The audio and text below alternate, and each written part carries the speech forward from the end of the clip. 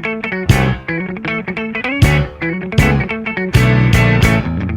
sini kami dari kelompok 14 akan menjelaskan tentang apa itu predestinasi Allah. Namun sebelum itu, izinkan kami perkenalan diri. Perkenalkan, nama saya Eufrasia Ingrid Latifah Daniel. Saya Evan Krisna Bastian dari Prodi Pendidikan Bahasa Indonesia, Award 2024. Selamat menonton! Akan menjelaskan tentang definisi apa itu predestinasi Allah. Predestinasi Allah sendiri itu adalah merupakan Allah itu mengetahui apa yang akan dilakukannya sendiri. Sementara dia juga mampu mengetahui apa yang kita lakukan seperti semua dosa yang telah dilakukan oleh manusia.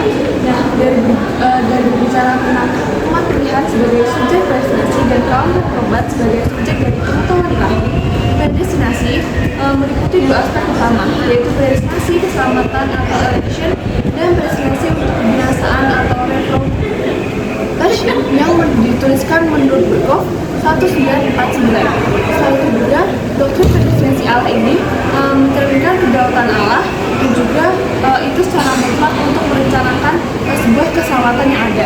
Selain itu juga sekaligus menunjukkan tanggung jawab manusia sebagai makhluk yang bermoral. Dan itu semua tercakup dalam doktrin ini adalah menurut Barfi 2004. Lihatlah dan lihatlah betapa baiknya Tuhan itu.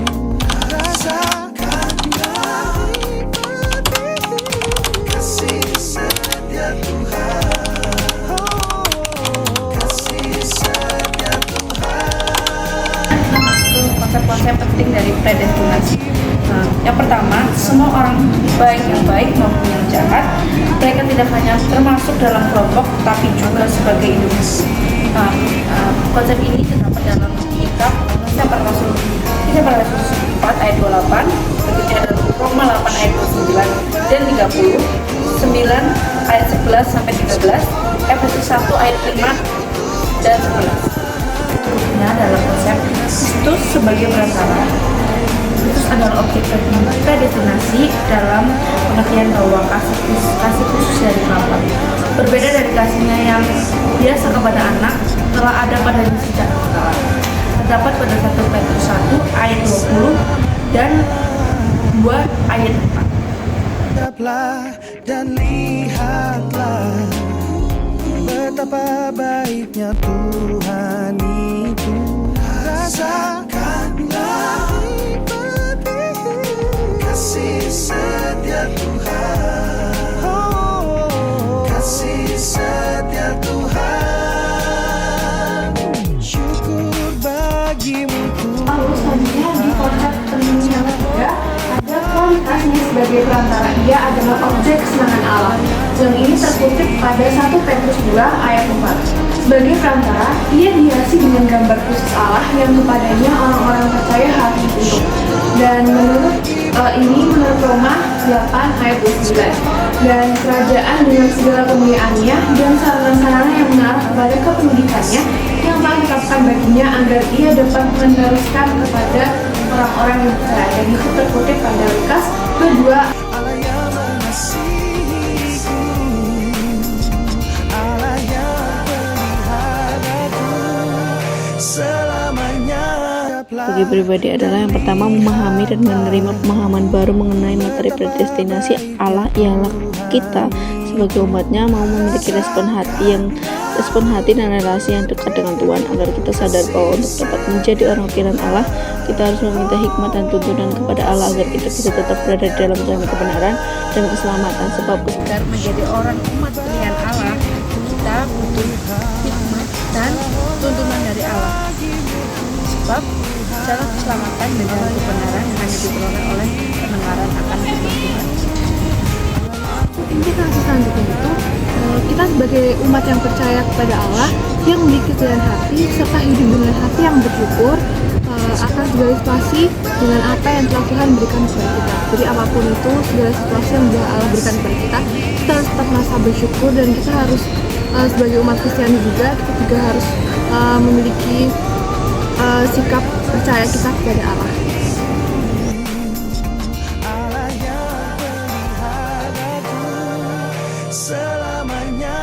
Tetaplah dan lihatlah betapa Ini adalah implikasi profesionalitas sebagai guru Kristen. Sebagai guru Kristen yang nantinya mempunyai murid harus selalu aktif dan tidak pasif yang hanya menunggu guru menjelajahi pemikiran mereka dengan adanya informasi. Diambil dari KNAI 2009 halaman 132. Sebagai guru Kristen juga nantinya kita bisa menerapkan nilai-nilai kasih Allah agar mereka tetap bersyukur akan takdir agar atas segala rencana yang telah Allah tetapkan bagi mereka. syukur bagimu Tuhan, segala hormat bagimu Tuhan, Allah yang mengasihiku. Di dalam pendidikan Kristen, kita sebagai guru Kristen harus memandang setiap murid kita sebagai makhluk yang dipanggil untuk mencerminkan kemuliaan Allah melalui talenta dan karunia yang telah ditetapkan Allah dalam kekekalan. Nah, dalam hal ini dikutip di dalam Toping 2004. Juga guru Kristen harus mengajarkan siswa atau murid bahwa setiap individu adalah ciptaan Allah yang unik, dan juga mereka itu dipanggil dengan tujuan yang spesifik, dan ini terkutip di dalam Yeremia 1 ayat yang kelima. Pengajaran ini mendapatkan kita dan juga dapat menerapkan melalui sebuah pendekatan yang menghargai setiap potensi yang dimiliki oleh siswa dan pemahaman predestinasi yang mengingatkan kita sebagai guru Kristen untuk membawa keberhasilan dan keperubahan dalam kehidupan siswa yang bergantung pada sebuah karya Allah. Meskipun manusia tetap memiliki tanggung jawab atau moral, guru Kristen juga menurut kami harus menanamkan apa itu nilai-nilai Alkitab, dan ini terkait juga dalam Mazmur 8 ayat yang keempat. Jadi kami juga sebagai guru Kristen kita juga harus memiliki dan juga kita harus memiliki pedoman kita, yaitu adalah Alkitab yang akan kita ajarkan kepada murid-murid kita untuk mengembangkan dan menumbuhkan karakter mereka dan membantu untuk bertumbuh di dalam iman mereka. Betapa baiknya Tuhan itu, rasakanlah nikmati kasih setia Tuhan. Matur suwun.